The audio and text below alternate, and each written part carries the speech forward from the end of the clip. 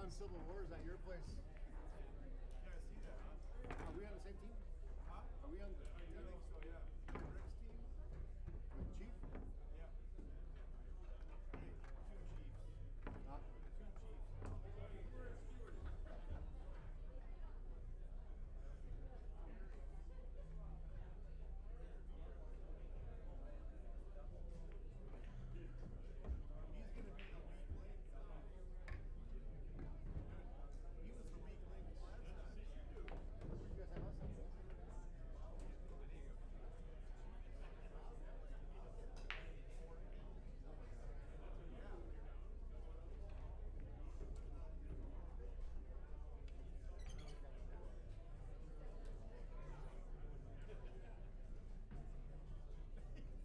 And you made a ball.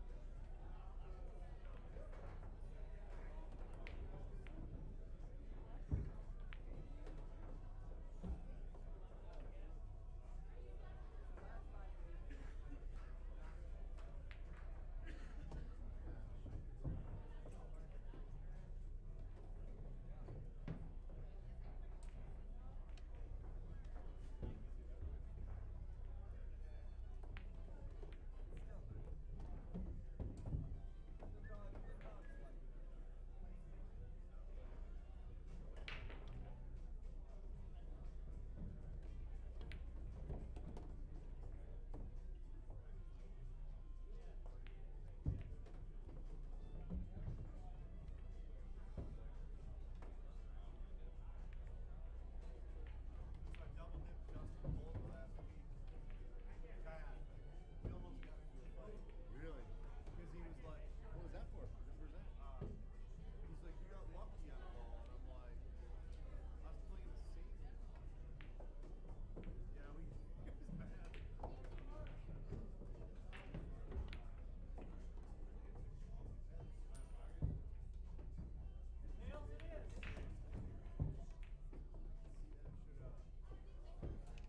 Hmm? You get out.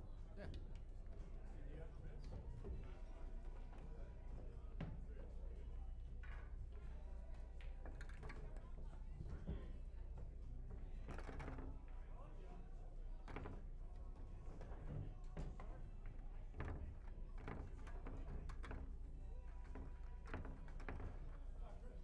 What was the difference between Calcutta first and second? A lot. God. It was like $500 difference. When you guys won the first set, I'm like, I know. here we go. My team's done.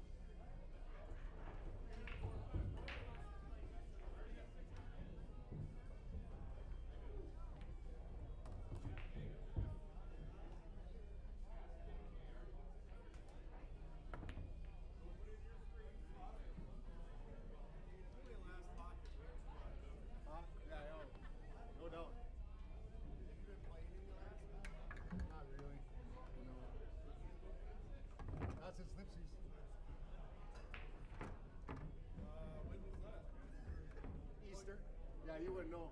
Yeah, they won't. They let you. They wouldn't barely let me into that thing. I don't know why. I voted. Hey, one time your name was on the tournament. The what? Your name was on a tournament at Mackenzie Landing. Oh, yeah. The guy wouldn't let me play in it, but his name was on the tournament.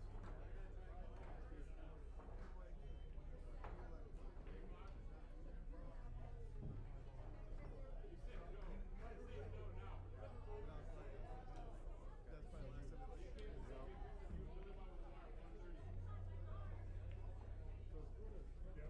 That was George. Oh, yeah.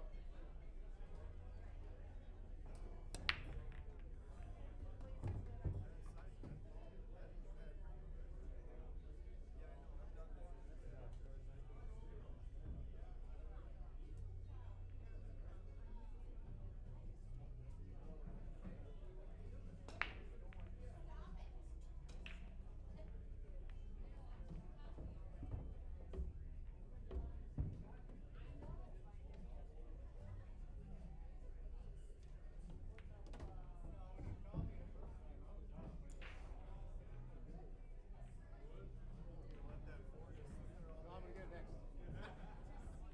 Right after this too.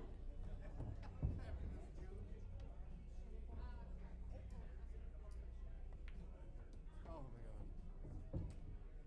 Oh, you dirty bastard. A lot earlier, I guess, huh?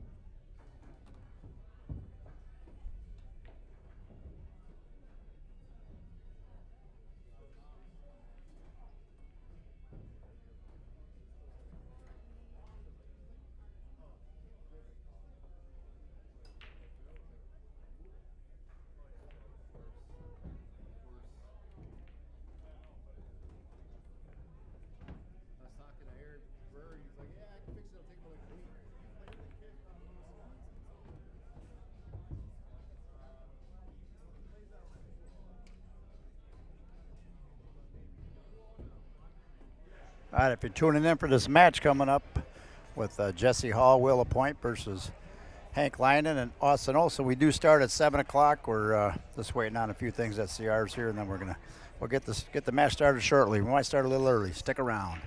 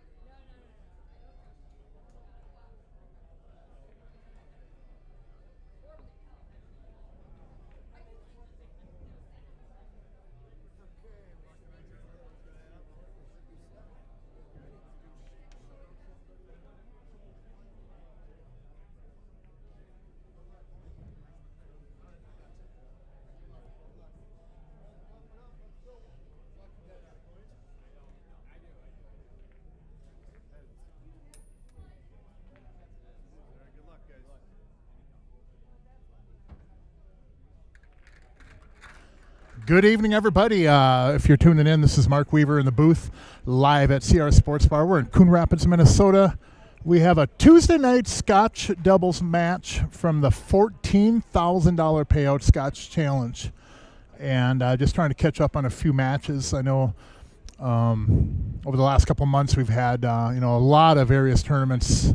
Wisconsin has tournaments going on, state tournaments. We've had MoMA, we've had M8 state. I mean, there's just been a plethora of tournaments. Like the tough time of year to get these matches in, but we are going live right now and race to 11. Try to pull up the chat here, see if anybody's on with me. Somebody wants to give a message real quick, make sure my volume and everything is really good. Jerry Johnson's in the house too. He'll be hopping in with me from time to time, but right now it's Mark Weaver in the booth and Jesse Hall at the table breaking live. BCA rules, race to 11. These teams paid $700 for an entry, $350 per player. And again, the prize again is $8,000 for first, $6,000 for second. Got a couple rounds to go to get there, though. So Hank the Tank at the table, circling, and upper right corner is partner Austin Olson. Jesse Hall again on the left, he broke, and then Will Lapointe. Will had wanted to give a shout out to the city of New Richmond, Wisconsin. Just actually over there not too long ago doing a pool table install too. Get over there pretty frequently, but shout out to the city of New Richmond and all of his fans and supporters there, family, etc. Hope you enjoyed the stream tonight. Austin Olson at the table.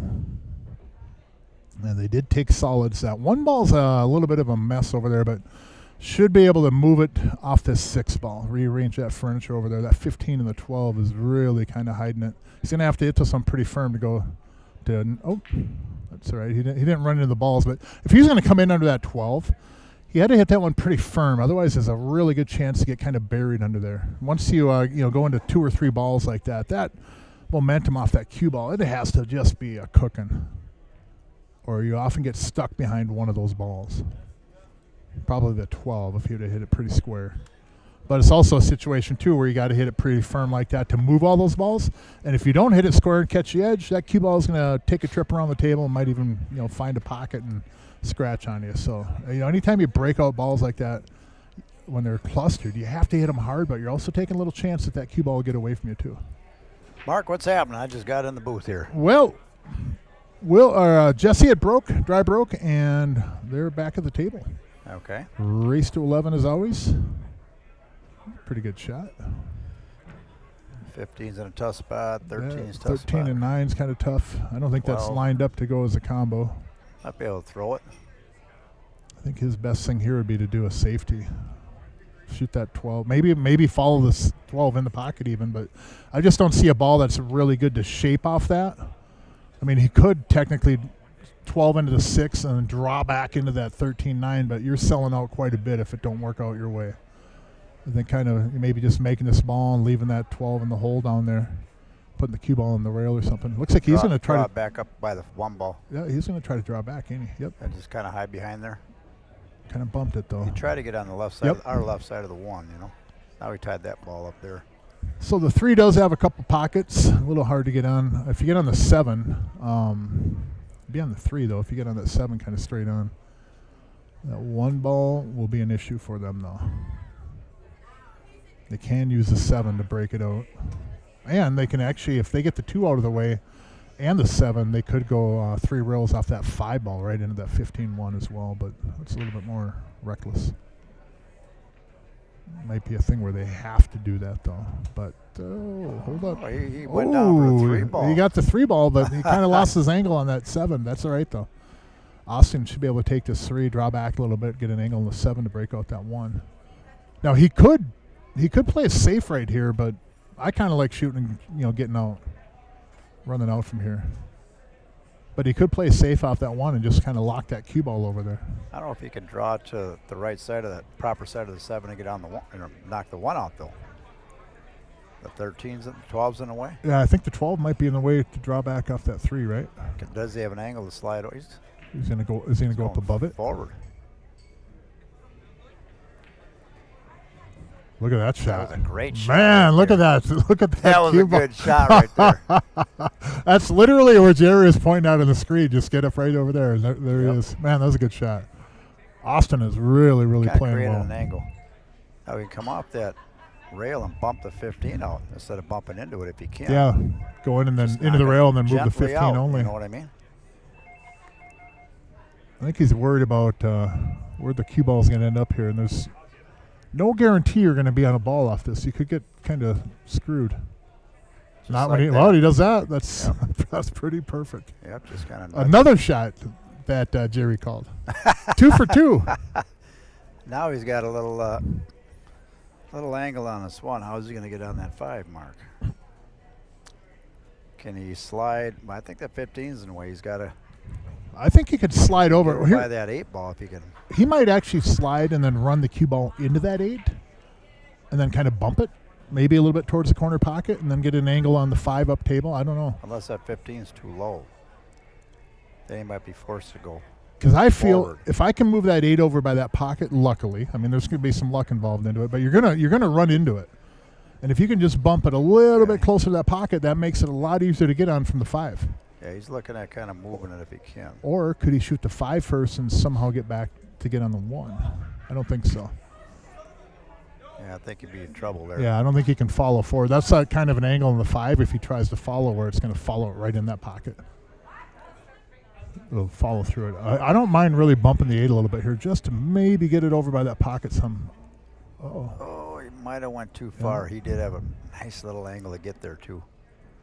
Now Hank will jump this ball, and that cue ball will come around a few rails. It'll either scratch in the upper right corner or it'll go around 3 rails. He'll either end up shooting, if he doesn't make it, Austin will end up shooting the 8 in the lower right corner or possibly in the right side. He's going to jump this ball with right-hand English and spin around. But it actually might draw back into the side rail too. Either way, he might end up with that 8 ball in the lower right corner pocket. If he gets this cue ball to go forward, it'll go 3 rails on a really good path. And if he misses a 15, like I said, he'll end up with the cue ball almost straight in, maybe on the 8 in the side pocket. Pretty safe on this jump here as far as where the cue ball might end up. If you can get it moving. If he goes back and forth up table, then, well. No, he didn't get off. Oh, man, he good jump, though. Kind of drew it. Yeah. You know, he had a little draw on it. Yep.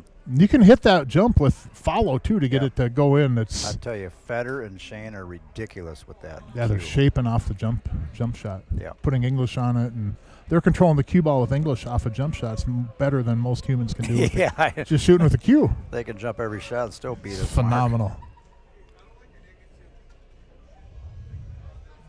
I'm just waiting for Shane to throw his shoulder out of socket or something, lifting some of those big Lakers up. And then I'll throw a challenge out to him. All right, buddy, let's go. I'll play some 8 ball. Looks like he got a 41-incher. He's sitting like You his see shoulder that? cast. Yeah, he's got some monsters. 41 inches personal best. Wow. Rob and Eric Michaels had done pretty good up in Superior, too. Yeah. Seen them posted. All right, so he's looking to kick this ball in the upper left corner, I believe.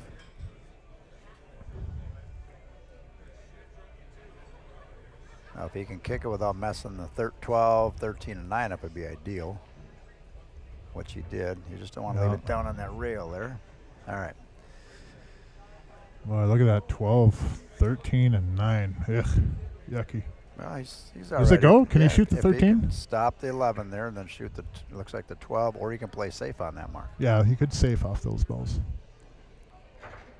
I think he's going to try to shape that 13 in the side, though. Will and Jesse are from Wisconsin. This is the second Scotch doubles challenge they played in. So they won their first match. Who'd they play, Mark? Let's see here. Oh, Mark Steinhaus and Tim Tondrum. Mm-hmm. So that was a good match. Now the winner of this match will play the winner of Jason Hollenkamp, Daryl Schomer, and they play Mr. Mark Weaver, who's in the booth, and Josh Wallstrom. So Should be a good match. I like rolling this 12 ball across the table and putting the cue ball right behind that 13-9. Yep. I could run out from here, but I don't need to run out from here. Yeah, just roll square. Just go right in there. In fact, you might even go into the 12 and then move the 9 ball and just put the cue ball right up there. But I don't need to move the 9 right now. I kind of like the 9 blocking a kick on the 8 ball. It looks like that 12 though would just be like a straight, just roll straight into it and just snug the cue ball right behind those 2 balls there. But easy to run out from here too.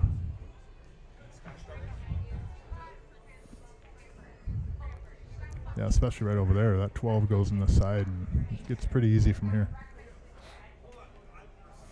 And he can nudge on balls, and he wants to move them just a little bit. Don't get too soft with this. You want to split these balls apart. Yep. And if he's not confident, maybe he can just stick the rock and safe him. And don't get really too aggressive either. You don't. The 9's going to be pretty good though. It'll go up towards first diamond up on the upper rail if he does hit it firm, but he ain't going to hit this very hard.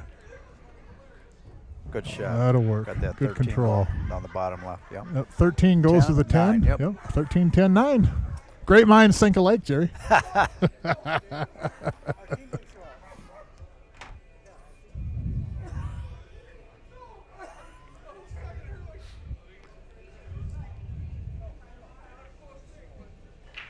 All right, good shot, good shot. Very nice. Want a little bit of an angle on that 10, but still should work out. Just be a little bit more of an angle would be kind of nice to move off that. JK made some homemade cheesecake, by the way. What? Yes. What? Don't worry, we're going to get some. Is he a chef? I would have never guessed it. JK Bacon Cheesecake. Yep. That Next thing is. you know, he's going to be on diners, drive-ins, and dives. All right. Shot. A little bounce off that rail. You don't want to be on them rails. Pay attention and stay off the rails. Yep. Putting the cue ball there after a shot on the rails, good in one pocket, but not always. All right, 1-0. Steve, you get it? Very good. 1-0, race to 11. Again, live at CRs Sportsbar, Coon Rapids, Minnesota. Oop, I went to the wrong side. There we go. So 1-0, Wisconsin draws the first one. And Hank and Austin had a good chance to run out on that one. I kind of feel, again, to go back a little bit on that shot that Austin had, if he held that 1 ball, the cue ball there off the 1, kind of where the 8 was, and got a shot on the 5, they're still going to have to go around 3 rails to get in the 8, right? So if you run into that 8 and move it, you're actually going to move the 8 into an area where it might not be as hard to get on with the 5 ball. You're still going to have to do a 3-rail shape or come off it with draw and come back maybe into the side rail, but you're going to have the same look and the same approach to get on the 8 ball. Just by bumping into it though and moving it a little bit, you put it in a position where it's more accessible from up table. Whereas where it was right there, that's kind of a hard spot to get on from like a 3-rail shape in the 5 or going across into the side rail and back out.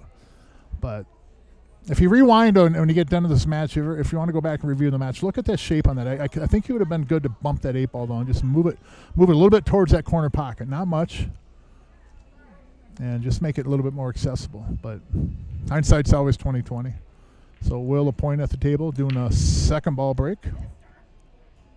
2 ball almost went. This ball's going to make it. Nope. Pretty good spread, though. Pretty good spread. 6 is kind of blocking the pocket there for the stripes, 15 and 12. 10 does have a pocket, though. And he could go really crazy and go 11-14 combo, but I don't know if I'd start with that.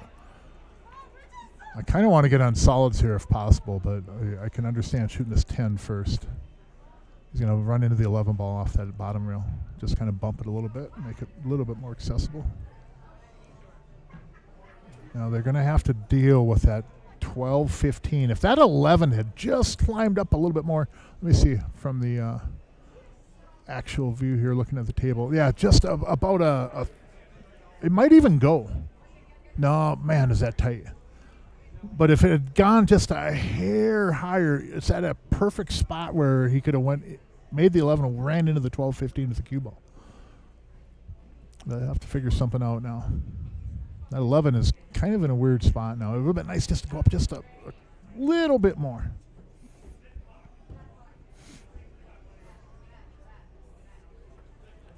So 12 and 15 ball. I think the 15 might baby by that 6 ball. I think there's plenty of room there, but you almost have to be right where the 2 ball is. And you could get over on that side rail and take the no, the 12 doesn't go over there either. Boy, this is a mess for stripes. If I can get an angle on this from this 9 where I take the 13 in the side, the right side pocket, and then draw and slide into that 15-12, that's one option. But you almost want to get the cue ball like in the middle of the table, and almost on the middle diamond up on the end rail there. You kind of want to get it right in that line there. Back cut the 13 in the side and then slide over into those balls, but that's asking a lot. 1, you got to get in that specific spot, and 2, you got to slide over into those balls and really in a way get kind of get a fortunate roll or two.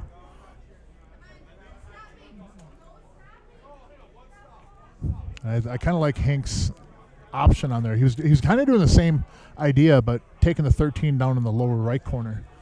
There's a little bit bigger window there too to get on it, but I don't know if he had enough of an angle to slide over there now.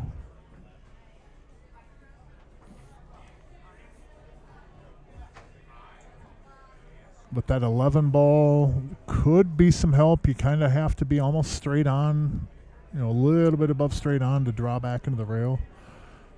You got some work out of him. And I don't think the 15 banks by that 4 on the side. It might, but again, you gotta kind of have to be in a specific spot for that. It's a tough one. You know what? I'm back cutting that ball into the side, and I'm drawing right over into that 15 ball. I'm gonna play for the win in this from this position. I don't think making this ball and not moving those balls is gonna help at all, unless he can run. Well, he's leaving Hank a bank. It looks like. He might have been able to run the cue ball into the 4 and open up that pocket. There's plenty of room to bank that on the side. I'm sorry. So now 15.